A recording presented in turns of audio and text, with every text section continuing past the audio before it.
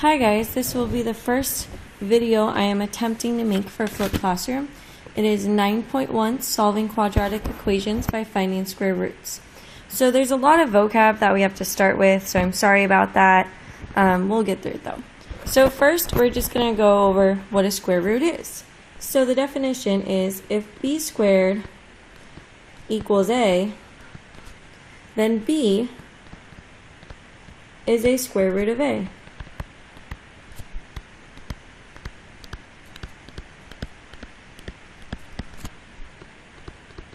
And a positive square root just looks like a normal square root. Okay, so if it looks like that, that's a positive square root. I'm going to abbreviate squares here. Okay. A negative square root will look like that, but it just has a negative sign in front. Okay, so that makes it a negative square root if it looks like that form.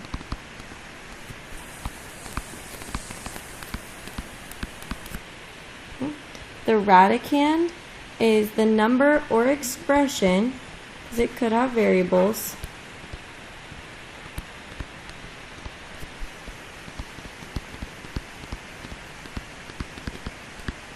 inside the radical symbol.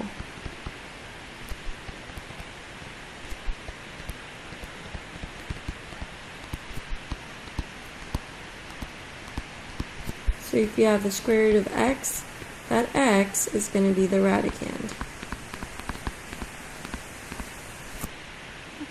Perfect squares, we've worked with these before. They're just numbers whose square roots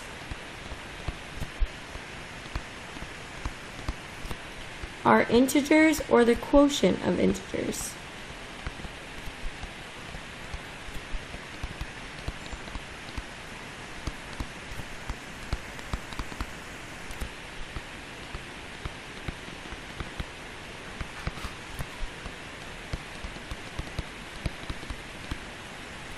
So some examples of those is 4, it's a perfect square, 16, 9, 25, there's lots of them. An irrational number is a number that cannot be written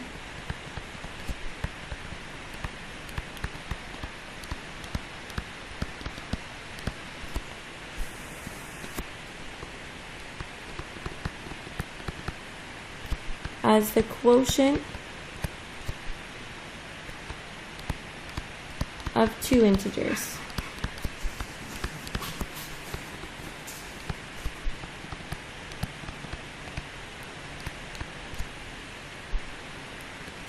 A radical expression, we'll be working primarily with this chapter, is an expression that involves square roots.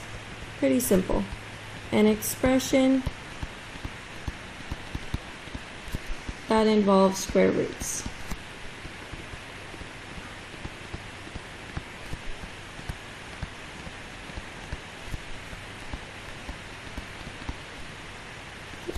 So now a quadratic in its standard form, I'm just going to write it out for you. It's ax squared plus bx plus c equals 0. And you're going to come to love this expression in this chapter and next chapter. The leading coefficient, that's just the number in front of x squared. So it's the a in standard form. So let's scroll on. Okay, I'll leave that up for 1 sec. See if you're still writing. Okay. Finding the square roots of numbers. This should be pretty easy. We've already done some of this in our mental math. Okay. So if I have the negative in front of the square root, well, I know the square root of 49 is 7, so this will be a negative 7. And that was a negative square root because it had that negative in front. If I just have the square root of 49, it's just 7. And that we refer to as a positive square root. Okay, if I have the square root of negative 9, now the problem with this is that I can never square something and get a number, and get a negative number. Because whenever I square a positive, it becomes a positive. If I square negative, it also becomes a positive. So a square can never be negative, therefore I can't take the square root of a negative, so this is undefined. If you see a negative under the radicand, it is undefined. Okay? And we say there is no real square root. Okay? And so you cannot have a negative under the radicand, or as the radicand. Cannot have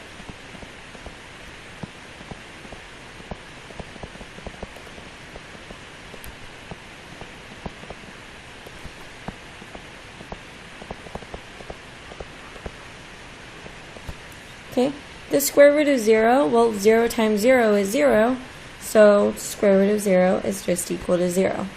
And that we call the square root of 0.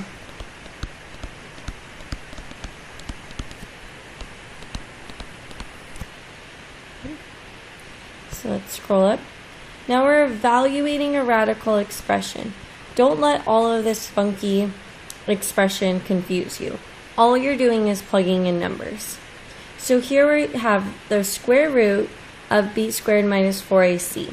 Now the important thing here is to make sure you simplify this b squared minus 4ac first, and then you take the square root of that number.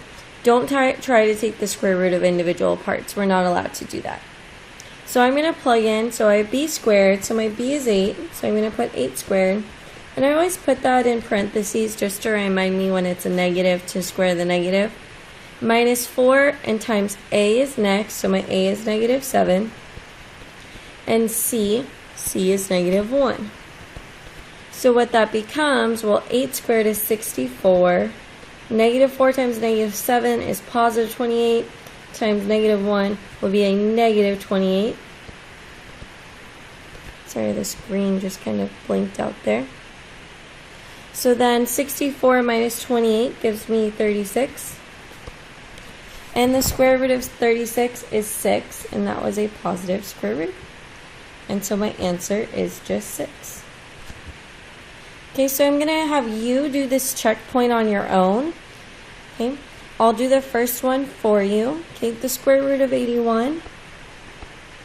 Well, I know 81 is a perfect square, it's just 9. Careful on this next one. It wants to do the square root of negative 64. Remember what we wrote up here. Okay, think back. Then I'll leave the rest for you to do. Okay, I will help you with 5.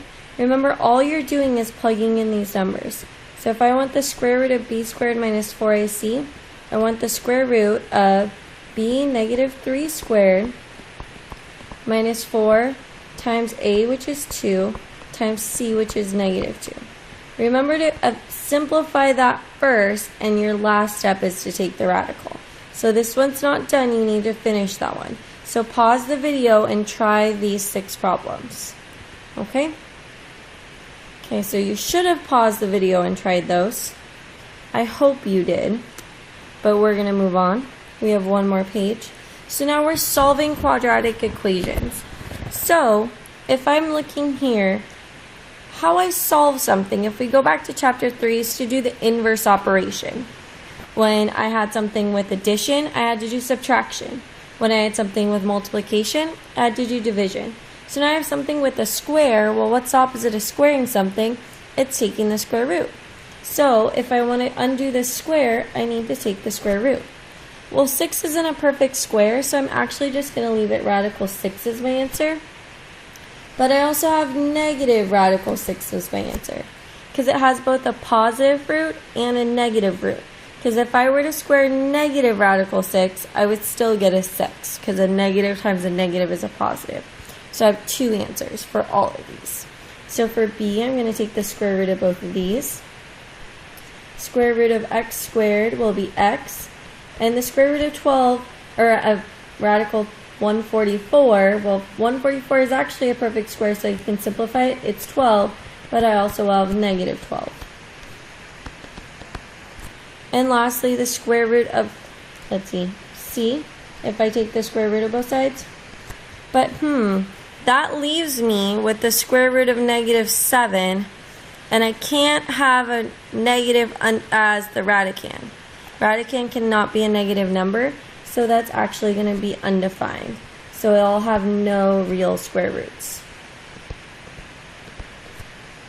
Or no real solution to this. Okay? Because radical -7 is undefined. So it does not have a solution. It's no solution. Okay? Now, rewriting before I find the square roots, my goal here is to make these problems in example 4 look like example 3, where I can just get the square root. Okay? So my goal in these to reach the form,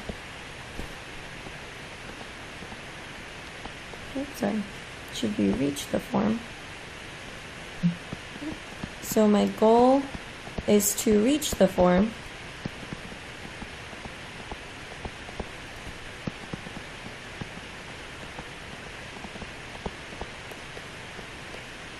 x squared equals a number.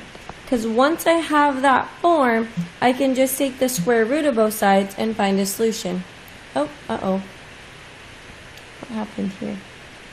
Okay, we're back. Sorry, I touched a button on my laptop, and it took me back to the home screen. We're still trying to work out kinks in filming these videos. That was one of them.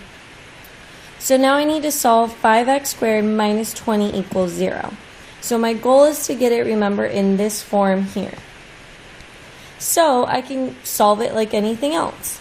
So first I'm going to add 20 to both sides to get rid of that. So I added 20 to both sides. And that gives me 5 squared equals 0 plus 20 is 20.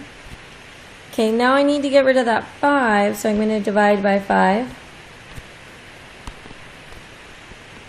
And I get x squared equals 4. Now I can take the square roots. Square root of x squared is x, square root of 4 is square root of 4.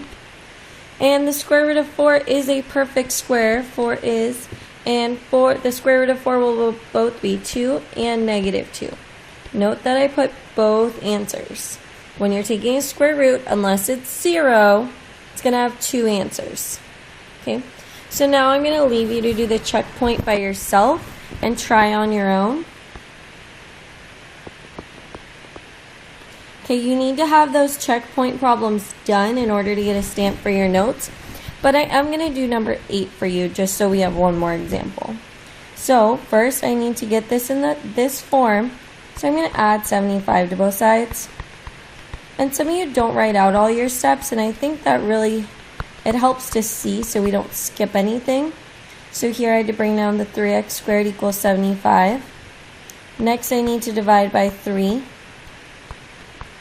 That gives me an x squared equals 75 divided by 3 will be 25. And then my next step is I can take the square root of both sides. So I get x is the square root of 25, which is a perfect square. It'll be both 5 and -5 as my answer. Okay, go ahead and try 7 and 9 on your own. And you can try the checkpoint up there. Make sure you have those done in addition to writing everything I wrote down on your notes in order to get a stamp. So I hope this wasn't too bad. First video I made on my own. I know I'm not as entertaining as the last videos, but we're making an effort. So I'll see you guys tomorrow in class.